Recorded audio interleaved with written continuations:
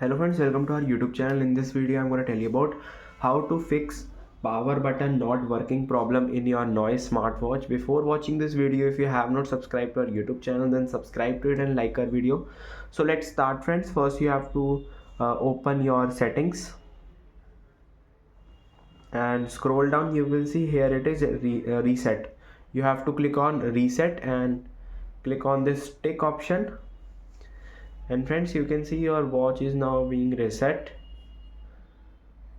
like this, and then you have to power off within the settings, or you can just long press this button. Here it is, you have to just long press this for 3 to 5 seconds. It will there will show a power off message. I will show you here. Just long press the power button like this, and you can go to the settings also.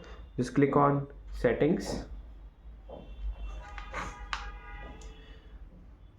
and you can do the set because it is reset.